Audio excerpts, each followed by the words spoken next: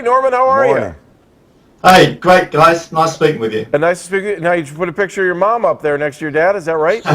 Yeah, so there's a little story I've got to tell you there. I've got the flag flying at half mast. I don't know if you recognise that. I normally have it up on the wall, but I'm not gonna fly it again on the wall there until the Browns win a game. That might not be any time soon. We're just dreadful. All right, if they draft a quarterback that you like, will you fly it then?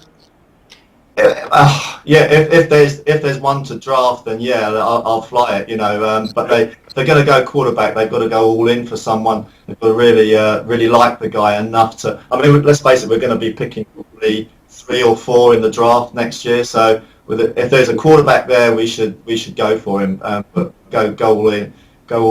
But the really sad thing, if you really want to know the story, I could actually be an American citizen right now, probably living in the Cincinnati area, and thus obviously being a Bengals fan. And I'll tell you why briefly, if I may. It's because Andy, you were asking last week about the photo of my dad.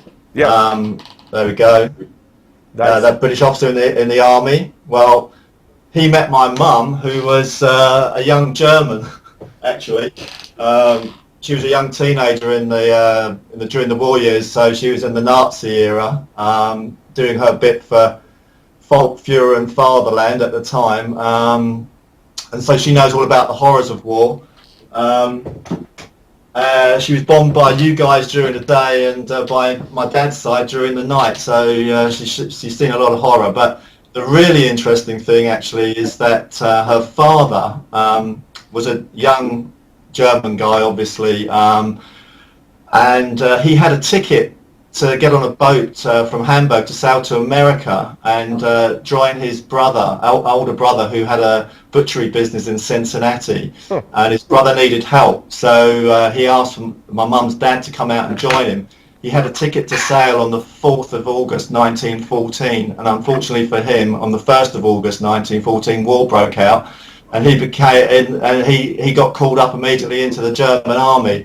So that's my mum's dad as a 18-year-old German cavalryman who ended up fighting in all 4 years on the Russian front and the Western front, suffered some horrible injuries but miraculously survived. Wow. But had it not been for war breaking out, 3 days later he would have sailed for America, been living in Cincinnati. My mum would have obviously been born in Cincinnati. I would have been born in Cincinnati and probably be a Bengals fan and loving it right now. Wait, let me help you. You probably would have been a Browns fan, Norman, because the Bengals didn't come around till, what, 68? First year was 68? So you would have been good to go. You would have been a Browns fan. Well, I'm stuck with the Browns. I am stuck with the... Well, I just want to make sure you know you probably would have been a Browns fan. We'll make you feel better because it's interesting when you talk to a lot of people who are longtime Ohio State because they like Paul Brown. You know, he came up from Ohio State, went up to the Browns, and then ended up in Cincinnati. So maybe somewhere along the line. But how old are you? I'm 55. 55. You probably would have been a Browns fan. You'd have been a Browns fan. So you can sleep easier knowing that. Yeah, I came up I was in the Bernie Kosar, Webster Slaughter, Kevin Mack, Bynum era. That was when I became a Browns fan, and we haven't been really that good since then, to be honest. I mean, how we can be this bad for this long? I mean, since our return in '99, it's statistically almost impossible for us to be this bad on all fronts. Like from the owner to the front office to the players. They really need, I think, to next year in the draft, rather than getting cute and trade, going down and getting extra picks, which they'll probably blow anyway. They should, if there's an impact player at any position, they've got to start drafting impact players and then playing them from the get-go. That's the only way. At the moment, who would you build your team for next season? I mean, who could you build your squad around? There is no real impact player that any other side has to game plan for. Barnage maybe is coming on nicely, but really, no one really frightens anybody on the Cleveland Browns as if you're an opposing team. You just look at the Browns and say they're an average team, and they're not very good at that either. I wish they were average. All right. I said I was right. The Cleveland Browns needs to hire some new scouts all around in-house. Get rid of all the scouts that they have because they're terrible. All right, let me just. I want to ask you the big burning question for the week. If Josh McCown is healthy, would you still start Johnny Manziel against the Steelers? What would you do? I think, yeah, you start Johnny Manziel. Nothing against Josh McCown. I like Josh McCown. Love his attitude, love his demeanour, his toughness, and he's a great backup quarterback, a very serviceable backup quarterback. But we all know he's not going to be the future of the Browns. We need to know, Johnny's just got to get some game time and the reps, whether it's good or bad. I mean, if we lose out under him the rest of the season, so be it. But he needs to get reps.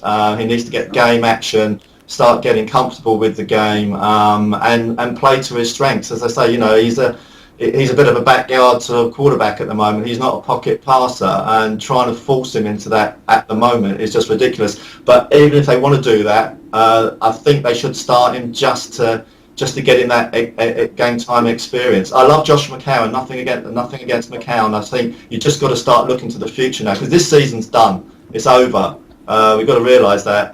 Start looking to the future. Johnny Manziel is maybe the future, but we won't know unless we start playing him.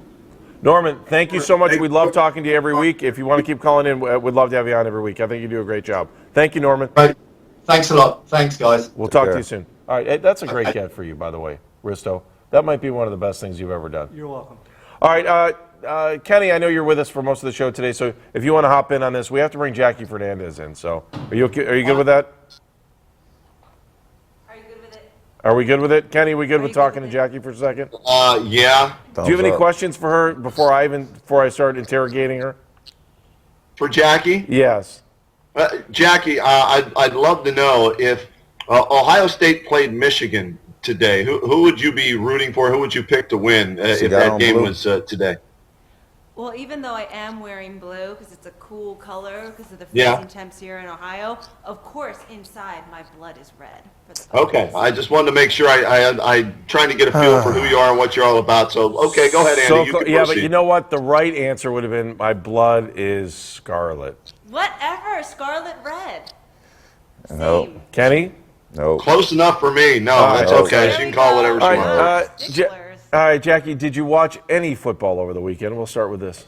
I didn't need to watch it because it was the only important game was last week. Was Thursday? Yep. All right, I just want to make sure. Even did you didn't watch the Ohio State game? No. You can say no. It's okay. It's not like the game was on NewsChannel 5 or anything. I No big didn't deal. watch it, but Or there was a post-game show. I'm sad that Clemson took their #1 ranking. Who ACC. is your? I mean, Ohio State doesn't have to be your team. You're not going to offend anybody. Who is your? Do you have a college football team? You know what? Not really, because I didn't go to a university that was really big into sports. Okay, where'd you go? I went to Hunter College in New York City, and Okay. also Cal State Northridge, so I went back and forth and finally transferred to New York City. But the point is, I didn't have that experience where you are really into college sports, so wherever city I go, I kind of adopt the team. But Northridge has great baseball. I mean, Do they they? have really, really good baseball there. And you Okay. just didn't go to any of those games, though, did you? No. You didn't go to any Northridge games. No. It's not a big sports school at all, huh? They're a not Big to me. Sky school, aren't they? I think Northridge is in the Big Sky, aren't they? Is it? I don't know. We They're definitely one know double A how to football. stay pretty on sure. our She was in the city. She was in the city. Yeah. How long did you go to Northridge for? 1 year, and then transferred to Hunter in New York. All right. Should the Browns start Johnny Manziel or should they start Josh McCown next week? I think they should start Johnny Manziel if he plays like he did in the first half. I think you give us the good social beat of this team, like beyond the football. Like we'll sit here, Kenny and I and Pierre, we'll sit here and we talk about the hardcore football stuff, even the Eric the referee. I want to know what you think, though. I want the social issues when it comes to the Cleveland Browns. What do you think of the uniforms this year? Are you down with the new unis? I'm down with the new unis. I think the brighter the orange, the closer to the W. You know what I'm saying? It's eye-catching. For a lot of Browns fans, you gotta just focus on some good stuff. What do you guys think about that new poll that said Browns fans are one of the top 5 drunkest fan bases in the NFL? True. True. Yeah, it doesn't that surprise true? me. Yeah, why not? Okay. Well, you have to be drunk at some point to watch. But this year thing, in and right? year out, they sell out the whole stadium, and they root good. You know, Who when it was a draw. number one in the poll? I didn't see that. Who was number one? Do you remember? Buffalo. The Bills. Oh, Buffalo. Well, But this was based on a breathalyzer app, so who knows what the real thing is for that. But it's interesting to think if we won that. how did they do this? Did they ask people to? Yeah. How do you determine who's the drunkest? And do you want to be the drunkest team? Is that was the goal to win this event or not? No, but if you're talking about the social pulse, I'm going to tell you, I hear a lot of Browns fans, they tell me they have to be inebriated in order to watch the game and go through the game. Yeah, No other reason to really go except to tailgate and drink right now, right? I mean, That's come on, true. let's be honest. Well, that's how they roll at Northridge, too. Same thing. I mean, no one's going to the football games there. What's unless the nickname from Northridge? Titans? What was their nickname? Do they have a mascot? I really don't know. I think it's the Titans. You don't even know. Remember? What was No. Hunter? What was She was. I Hunter? told y'all she was in the I don't- city. Honestly, I got to tell you, I was not paying attention to sports at all. I was hustling and Fullerton's working. the Titans. Hang on a second. I got to remember this. Yeah. I think Northridge was red, their colors, and Hunter was purple. No, I got to look this up. You're again. welcome. Knowledge Hunter learned. was the Purple People Eaters. I'm thinking of that. No, they're not. Why can't I lost my network connection on top of everything? This is not a good day. Hey, The The so- fertilizer thing, did they like Matadors. Come on, have Andy. North guys Carolina from their pole stand outside the stadium so when the fans came out they asked them to take a breathalyzer and then took a poll on that? Is that how that worked? Yes, that's how I think that worked. Okay, all right. Well, the Matadors Browns and would Big definitely West. be up in the I can't top believe it's so 5 big if that city. were the case, for sure. And they start at 6 a.m. some the night before, so that wouldn't surprise me. Yeah. So, Jackie, just as we wrap things up with you here, because otherwise we're going to sit here all morning, because we love talking to you. What did the morning crew do this weekend? What great bars did you guys go to after you were hanging out on the roof of the Nines? Where did the morning crew go this weekend? You know what? I really wish that there was truth in advertising. It doesn't matter. that You we said did that last week, and we don't believe that anyways. Keep going. I honestly just cleaned my house this entire weekend. I'm not buying that. Okay, from so it. I did do something very cool, and I was going to tell you this. I've been All right, meaning to tell you What'd this. you do? So basically, I'll just put it like this. Okay, so I did this kidney fundraiser. Oh, good. And I met a former Browns alum who Who'd you meet? shall not be named. Why? But they told me, because Yeah. it was off the record, Oh, okay. and I'm a journalist. Yeah, okay. True to the word. Sure. True to the cloth of the Yeah. oath.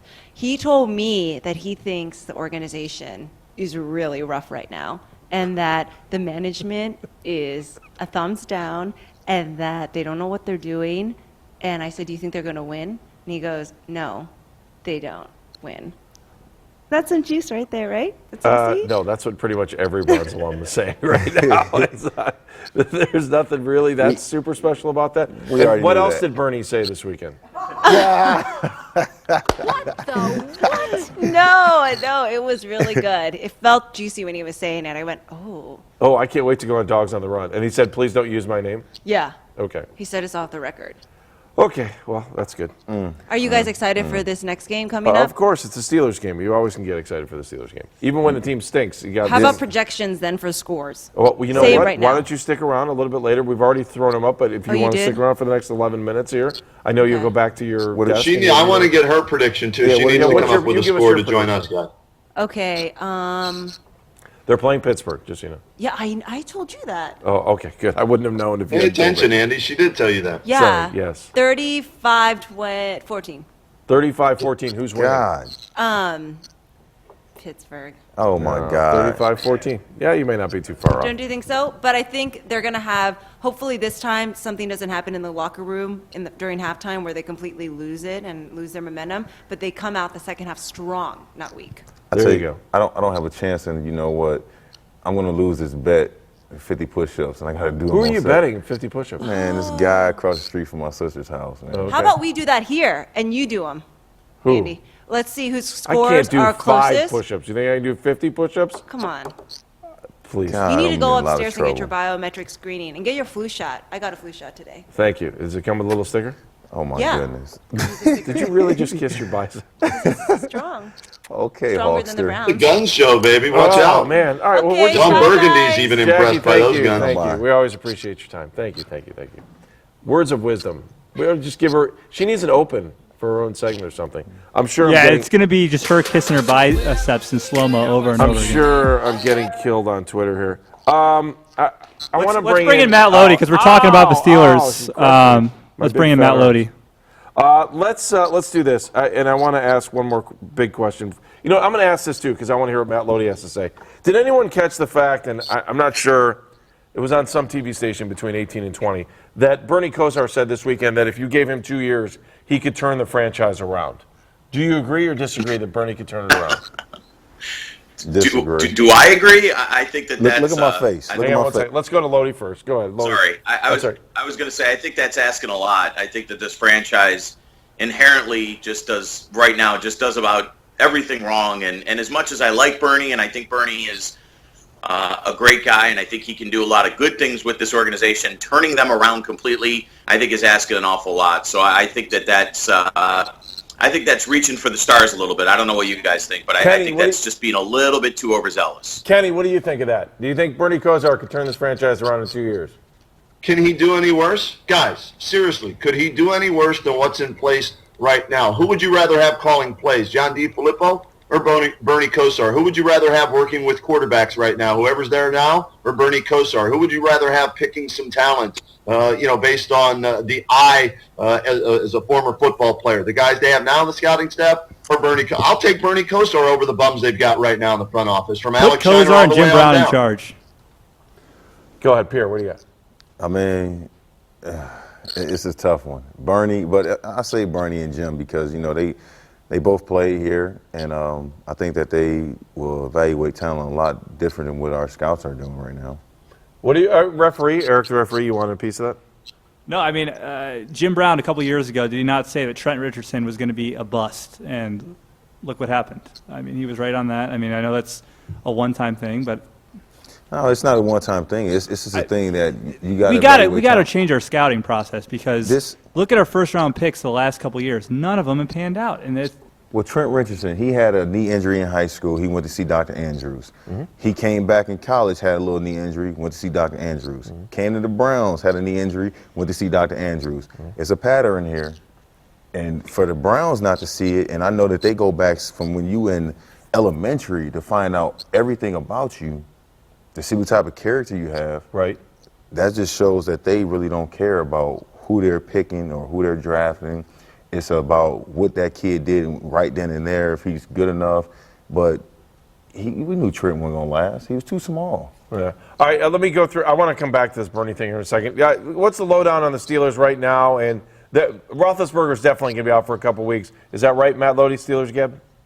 Yeah, there's no question. It's a mid-foot sprain. It looks like that for the second time this season that they've dodged a bullet with what's considered a season-ending injury, even though at this point this team is so incredibly banged up. I really, you have to give some credit to what this organization has been able to do, meaning the Steelers with all these guys that are hurt. Le'Veon Bell done for the year. They plugged D'Angelo Williams in yesterday. He goes over $150 and scores a couple times. Their center, Marquise Pouncey, done for basically the season at this point. They've done a good job on the offensive line. Injuries all across the board, and yet they've been able to survive. And, I know it doesn't mean very much in the scope of the NFL, but they wake up today as the 6th seed as far as the AFC is concerned. But to answer your original question, Andy, yeah, Ben is not going to play Sunday. It'll be Landry Jones, who, honestly, for as bad as that kid looked in the preseason, and didn't look so hot in his one start against Kansas City, has played pretty well in relief of Ben, had the big play yesterday to Antonio Brown to get him into field goal range in the final seconds, and obviously played very well in the game against Arizona when he came in for Mike Vick. So it'll be Landry Jones, and it's interesting, as I tweeted out yesterday, who would have thought that if you look back 6-7 weeks ago or 5-6 weeks ago, you'd be talking about Johnny Manziel potentially against Landry Jones when these two teams meet. So we'll see how it goes on Sunday, but definitely Big Ben will be there on the sidelines in street clothes. He will not be in uniform. Do the Browns have a chance on Sunday? No, I don't think there's any question they have a chance. I mean, this is a Steelers team that's vulnerable. They've, had lapses on both sides of the football. Yet they've played pretty well at home. So I will say the Steelers can certainly beat the Browns without Ben Roethlisberger, but I'm certainly not willing to say that this is a slam dunk in any situation. If there's one game that Mike Pettin needs to get his team up for, it's this game, because you're in a situation, you're in a hostile environment, the Steelers will be banged up, they'll be without Big Ben. The one thing that if I'm a Browns fan or if I'm covering a team, obviously at this point scares me is that the Browns have not stopped the run all year, and the Steelers showed yesterday against a pretty good Raiders run defense, one that stopped the Browns, which everybody's done for the most part, but a Raiders run defense has been very good this year. The Steelers ran all over them yesterday. I know that, the numbers look crazy, 38-35. Steelers had over 500 yards of offense. It'll be interesting. I think if I'm the Browns, I try to obviously do whatever I can to keep the ball in my hands because the more the Steelers have the ball, even with Landry Jones, I think the more dangerous that is, the way that the Browns defense has just been awful for the last couple, pretty much the whole year, but it's certainly the last couple of weeks. Hey, Matt, what's on SteelersGab.com right now? We're talking right now, of course, about the injury. The latest article that'll be out here in the next half hour talks about, can the Steelers team overcome yet again another injury to Ben Roethlisberger? This is the second time this year this organization has had to play without him for what looks to be an extended amount of time. The early indication, by the way, is that the Steelers will play Sunday without him, of course, against the Browns, and then they will be on the bye. And then they go to Seattle. That's a huge game against the, against the Legion of Boom there in Seattle. And supposedly they're going to try to get him back for that game. I'm already writing that I don't think he should play in that football game. Not necessarily because it's a Seattle defense that's been as good as it's been the last 2-3 years, but just because, you know what, I'd rather see Ben get a break. If this team could get to 6-4 without him on Sunday, give him another 2 weeks off. Let him get ready for key games against the Colts as well as the Bengals. So can this team survive yet again without Ben Roethlisberger? We'll have it up here on the site by 9 a.m. All right, thank you very much. Thank you, guys.